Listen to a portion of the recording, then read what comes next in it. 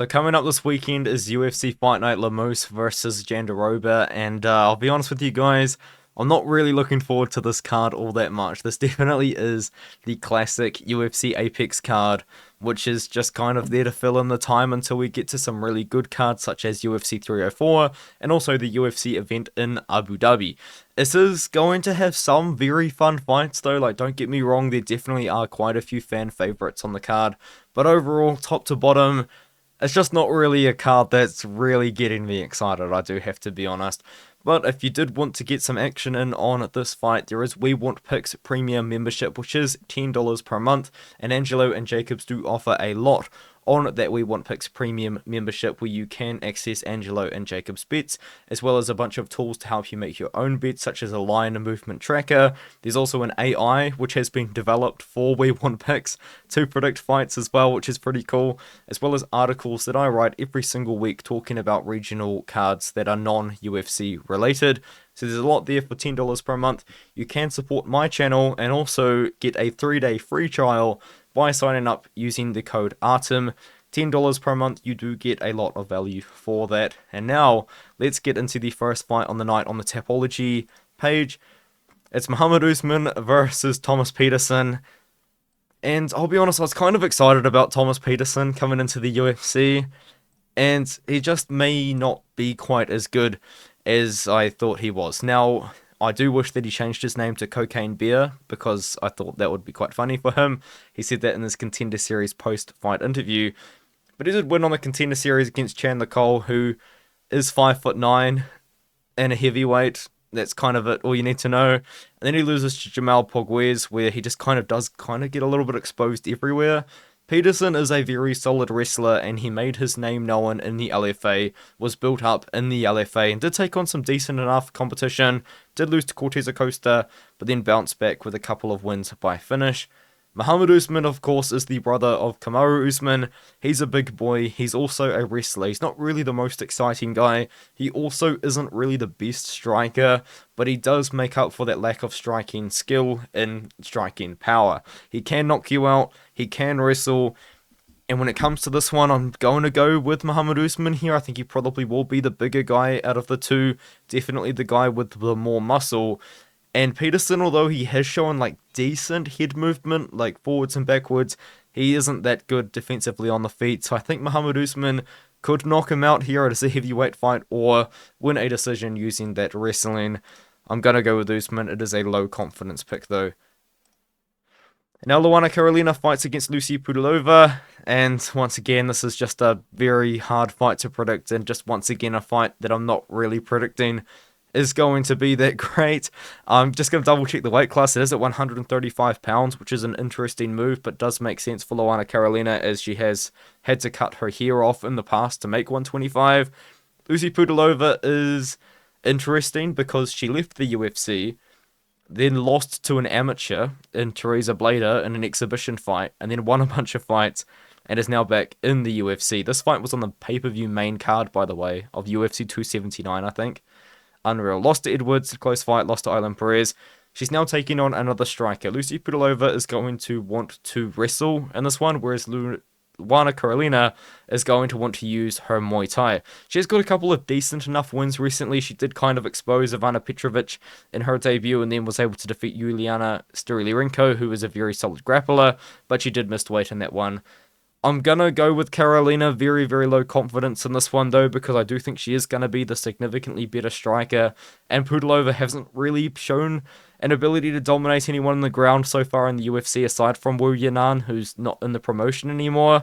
So I'm going to go with Luana Carolina, and we can now move on to another fight, which I think should be a little bit better, but still not really looking that forward to it. It is Loik Radzhabov fighting against Trey Ogden. Ogden's coming off that weird win over Holobaugh, who's also on this card, and Loik Radzhabov has kind of been a little bit up and down in the UFC. He was once a PFL finalist and lost a decision to Rayush Manfio, and then since then fought for Khabib's promotion, which is kind of non-existent right now, only really doing events in Russia to my knowledge, but maybe not anymore with his situation. And then Esteban Radovich, he took on short notice and ended up beating Radovich in short notice using his massive size advantage and his wrestling. Loik Radzhabov is absolutely massive for the weight class. like, he's gigantic. He is a good wrestler. He is a powerful striker. Can be a little bit low volume, but overall he is a pretty good prospect. He did lose to Mateusz Rebecki, but Rebecki, although losing recently, is still a solid guy. And he did defeat Abdul Karim Al-Sawaidi, who managed to just dominate and embarrass George Hardwick on the Contender Series. Trey Ogden is a solid grappler, pure grappler. His striking's okay, and he looked really good on the feet against Daniel Zellhuber, which is just a very well-aged win, and just a very odd win in general as well with how that fight played out. I don't really understand what Zellhuber was doing whatsoever. I'm going to pick Loik Radzhabov here. I do worry about his cardio because he has slowed down a lot before.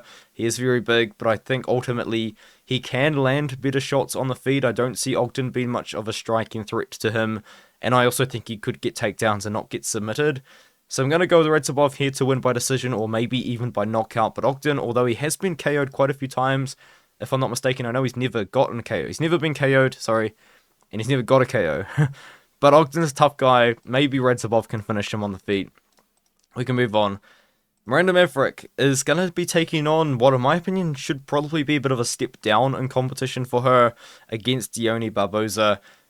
I think that Miranda Maverick is the more well-rounded fighter here, and I think that is going to kind of what is going to ultimately lead to her finding a win by decision here. At one point, Miranda Maverick was held up in a very high regard as one of the best prospects in women's flyweight. She was held up there among, Macy Barber, who you could argue, and probably should argue, that she defeated, but then she lost to Erin Blanchfield, which is a fine loss.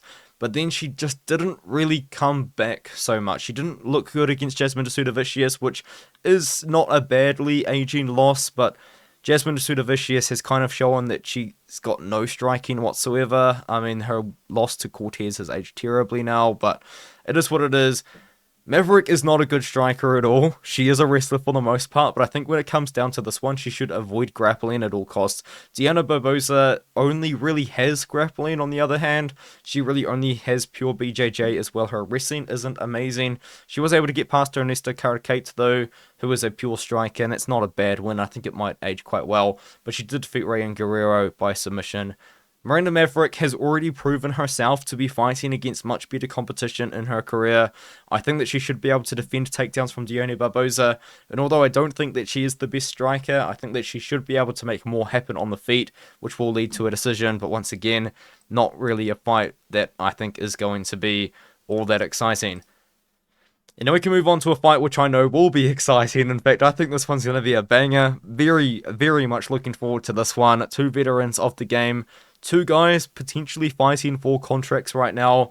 I feel like with Brian Kelleher, if he does lose this one, it might be the last time we see him in the UFC. And Kelleher has low-key kind of had an underrated career. He was at one point knocking on the door of a top 15 shot, but that was quite a few years ago now, when he kind of has always just kind of been up and down since then. Cody Gibson was, of course, in the UFC, fought for the veterans on the Ultimate Fighter McGregor versus Chandler card, and then come into the UFC after losing a very close decision, well, somewhat close decision to Brad Katona, and which was definitely the fight of the night, one of the better fights of the year. You could potentially argue it was fantastic, and looks bad against Miles Johns. It is what it is, though. Miles Johns is decent. He can mix in grappling. He can mix in striking. Miles Johns is a guy that is going to definitely build himself up in the division right now. And for Brian Kelleher, he's just not Miles Johns, really. You know, Cody Gibson's massive for the weight class. He's 5'10" with a 71-inch reach. He's going to be significantly bigger in there than Brian Kelleher. Kelleher is a small guy for 135 pounds. He is well known for a guillotine, which he has got a lot of guillotines in the past, and maybe he could pull that off against a taller opponent in Gibson. But I think this fight is actually going to take place on the feet. And I think in that one there, Cody Gibson has shown that he is a very good striker, and he does have good enough cardio to maintain high volume for 3 rounds. And Brian Kelleher, although it was Cody Garbrandt, and Garbrandt then went on to actually look very good against Figueiredo on the feet at UFC 300, Garbrandt just beat the piss out of him the whole time, let's be real. Mario Batista kind of did the same, but that only lasted like a minute, and then Usman Nurmagomedov did what he did. I think Cody Gibson goes out there, lands a lot of volume on the feet. I think he just kind of beats up Brian Kelleher for 3 rounds. It is kind of sad to see, because if you can believe it, I have been a fan of Brian Kelleher for a very long time now, probably since about 2020 when he fought against Hunter Azure, and around this period of time he was calling somebody out whose name I've forgotten. Sean O'Malley. He was calling out Sean O'Malley to fight around this period of time, but yeah, I mean, he beat Renan Barão in one of his first UFC fights, and then he got a massive short notice debut win in Brazil, I believe, over Ayuri Alcantara, which led to him fighting Chito Vera. Brian Kelleher, in my opinion, underrated career in the UFC, but kind of has been a journeyman the whole time, but he's been a good one, you know, he has been turning away some prospects in his career. Now back-to-back bangers, Hyder Amil fights Jeong Lee. Both of these guys are must-watch TV. Hyder Amil fights like Trevor Peak, but at 145 pounds, and Jeong Lee, he wants to do damage, and it doesn't matter where the fight is, he's going to try and do damage, and he's a very exciting prospect out of South Korea, and I do like him in this matchup against Hyder Amil for quite a variety of reasons. Now, Hyder Amil did win his Contender Series fight against Emre Sonmez, where he showed much better takedown defense than I personally expected, and that whole fight was a war, and he really had to dig deep, and once again showed much better cardio than I expected as well, because I thought that was going to be Hyder Amil's biggest weakness. That was an absolute war the whole time. Pretty much Amil was having to defend takedowns and make reversals and land big shots. Goes out there against Frony Garcia, who I believe actually accepted that fight on short notice. Upper weight classes, Frony Garcia is a bantamweight. That is true, and he did just kind of beat up Frony Garcia using his size advantage. Hyder Amil, as I did say before, does fight like Trevor Peak. I don't think he's very technical, but he's very aggressive, and he loves to throw down, man. Like, he just really does love to throw strikes. Jeong Lee kind of has proven to be a little bit different in that sort of aspect. He didn't fight for over 2 years, and I actually don't know why that was. I think maybe this was his mandatory military service for the South Korean military that he did here. I could be incorrect about that though, but I think that's what he did. He come out of nowhere, submitted Bin Ji in less than a minute, and then knocked out Lucie in less than a minute as well for the Road to UFC tournament. And then he beat Yijia in what is probably a fight that should have gone Yijia's way, but nonetheless it worked out as Yijia won the tournament the next year anyway. And then he went out there against Blake Builder, who's a solid wrestler, has beaten a couple of decent guys in the UFC, somewhat, I guess. Or, I mean, he beat Shane Young, but it is what it is. And he just beats the piss out of Blake Builder, man. He beats him up on the feet really badly. Even in moments was able to get the fight down to the ground against the wrestler and beat him up on the ground really badly the whole time. It was just a high damage, big time performance. And I guess you could definitely make an argument for Hyder Amil to win this matchup, because he does have big power on the feet. But I think Jeong Lee also has big power on the feet. And out of the two, he is the more rangy guy. He's going to be taller with a longer reach, and I think he's more technical, and he throws more straight shots. So I think it's going to be the looping shots of Hyder Amil versus the straight shots of Jeong Lee. Either way, I do think someone's getting knocked out on either side, but I do believe in Jeong Lee. And if the fight does get down to the ground, Lee has shown very good grappling as well. Pure BJJ. Probably not the best pure wrestling, but decent pure BJJ. I do like Lee in this one here. I'm actually going to pick Lee to win by KO late in the fight. I think it's going to be a banger, though. Now we can move on to the Hall of Famer, Doo-Ho Choi, fighting Algeo. So I just had to check, because I felt like I had gone through the card very quickly. But that's correct. Doo-Ho Choi is in the UFC Hall of Fame for his fight against Cub Swanson, which did happen over 7 years ago. And if you do watch that fight, it is a great fight. I mean, it's in the Hall of Fame for a reason. It's fun. It's very good. And I believe also kind of similar to Jeong Lee, he had mandatory military service here over this period of time, which is why he did not fight for a long time. But then he come back against Kyle Nelson and was robbed. Let's be real. He was robbed, and that that draw hasn't aged badly at all. At all. But he's back. The Korean Superboy, Doo-Ho Choi, big time power on the feet, decent grappling as well. Kind of showcased grappling against Kyle Nelson, which is interesting. And he takes on Bill Algeo. Now, Bill Algeo is an interesting sort of stylistic matchup for him, because we have seen Bill Algeo shut down, in my opinion, but not really. You could definitely make an argument against this. A somewhat similar stylistic matchup. Now, Joanderson Brito, if you guys don't know, has gone on to win 5 in a row since this loss to Bill Algeo. And Brito is a very, very powerful guy. Algeo was actually able to shut him down completely by pressuring up against Joanderson Brito and making Joanderson Brito fight on the back foot, and was able to win that fight that way. He could maybe do that to Doo Ho Choi, but Doo Ho Choi isn't just going to be a short, stocky striker with big time power like Brito. He's a tall enough guy for 145 pounds.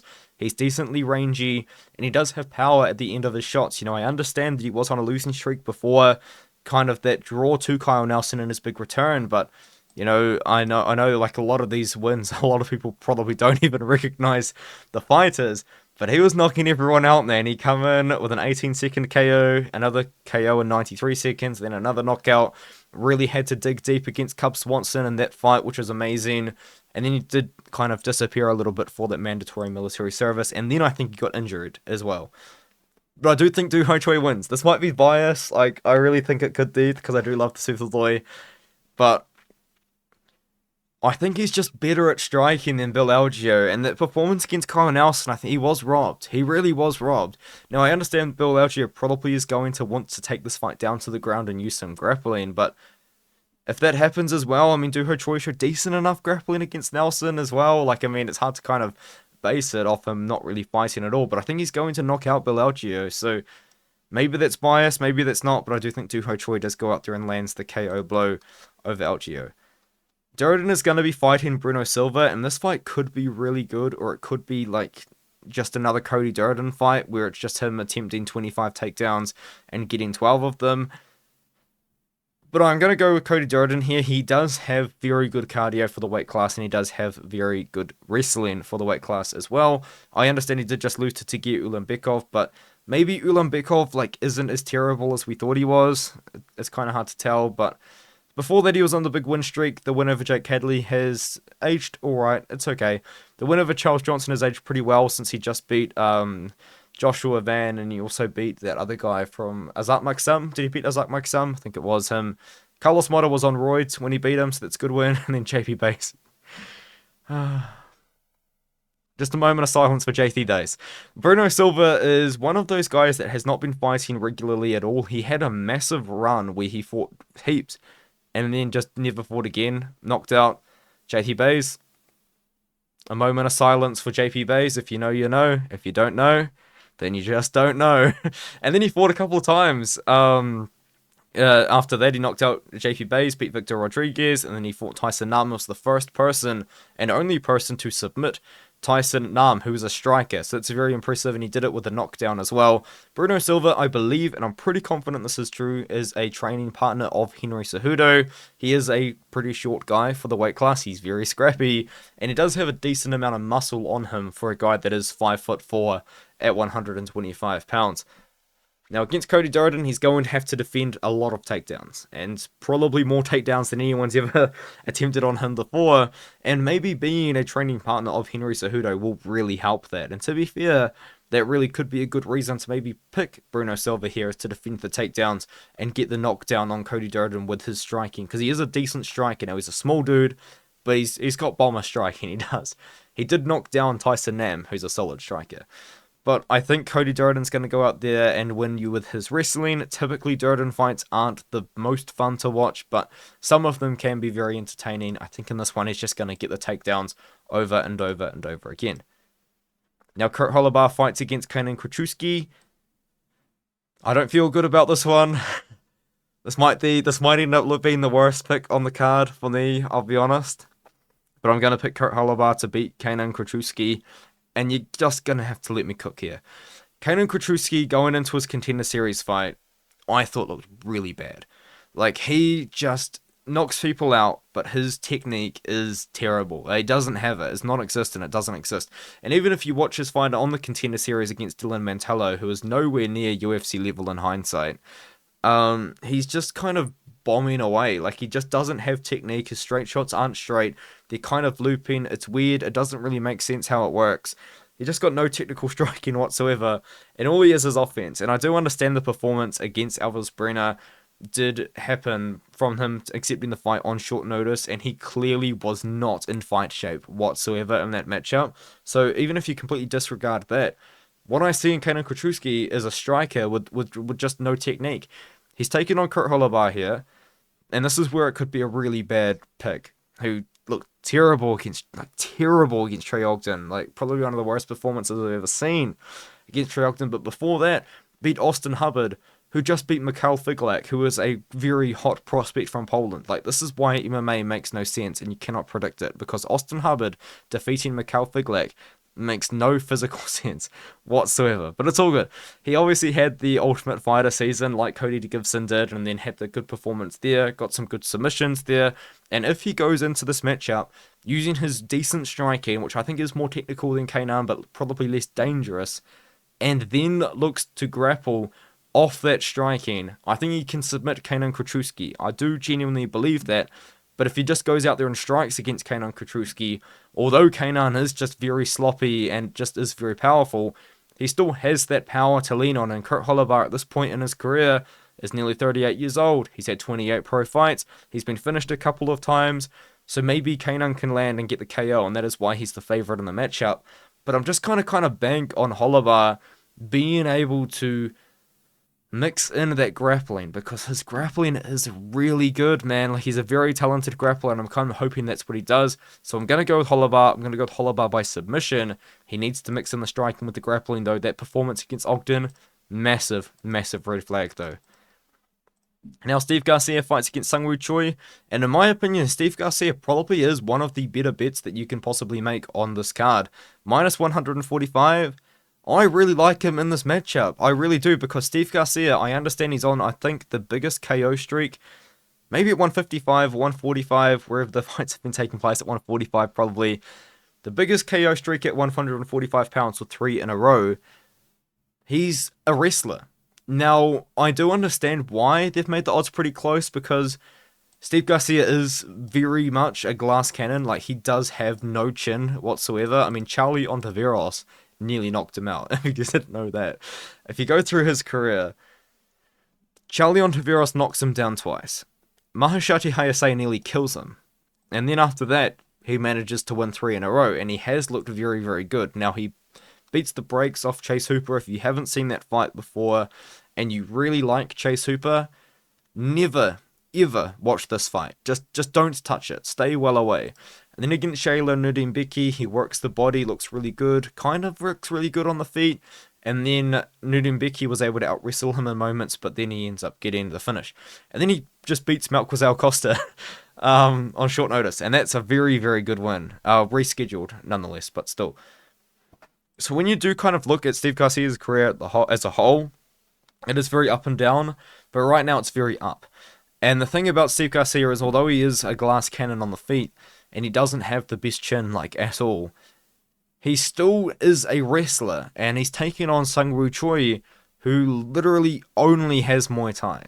I love Seungwoo Choi. Seungwoo Choi's great. I think he's in some fun fights, but the problem with him is, I think he started landing a few left hooks, and that's all he started throwing, man. If you watch his fights, they're so frustrating to watch, because he fights against Josh Holobaugh, only throws the left hook. Fights against Mike Trezano, I think they both threw the left hook at the same time and he gets dropped.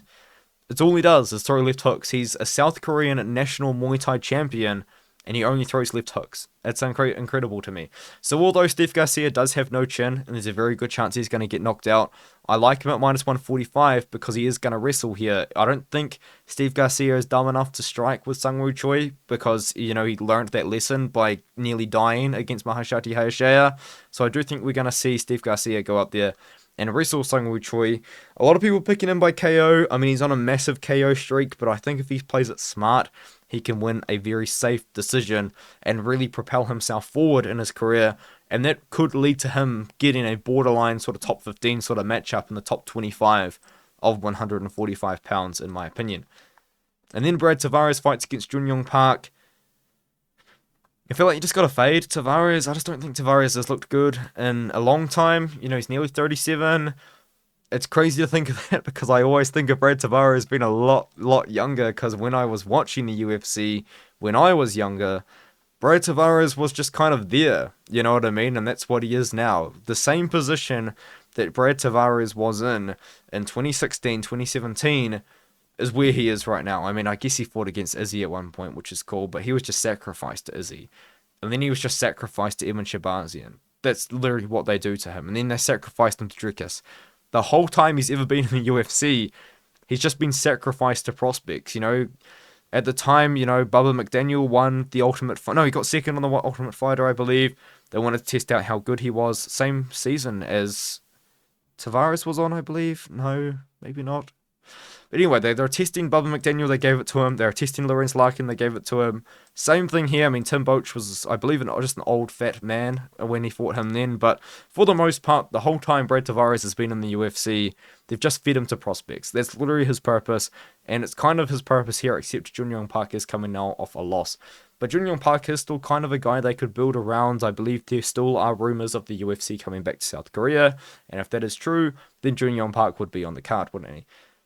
Jeong Park's interesting because he's a good striker and a good wrestler, but Brad Tavares kind of has been known as the best anti-wrestler in the UFC for a long time. He doesn't really get taken down, and he just keeps the fight on the feet where he does use his decent striking. But recently, that hasn't really been the case.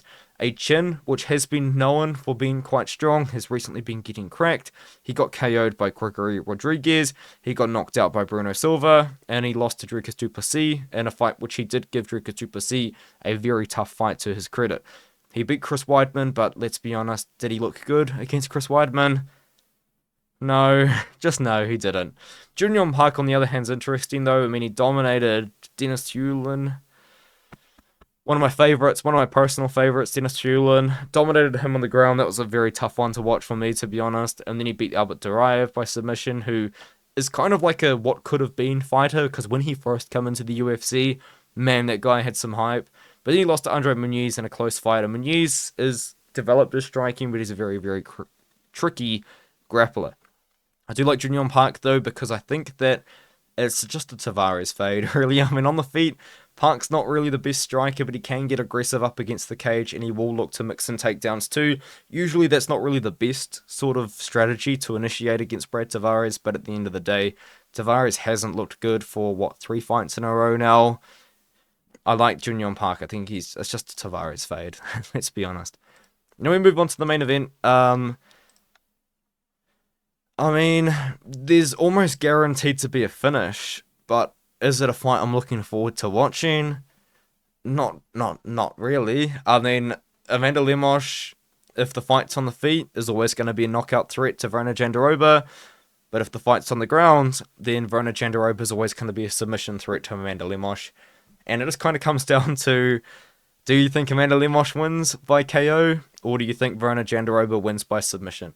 I would be very surprised if this fight went the distance. I truly would be. Lemos is coming off that big win over Mackenzie Dern, where I don't know how she didn't knock her out. There were so many opportunities that she just kind of gave Dern opportunities to come back. And then she lost to Weili Zhang in a fight which her grappling very much was exposed. And I think Virna Jandiroba is just kind of going to do the same thing. I think that Virna Jandiroba, although she's not really the best striker, she's a very talented wrestler and grappler.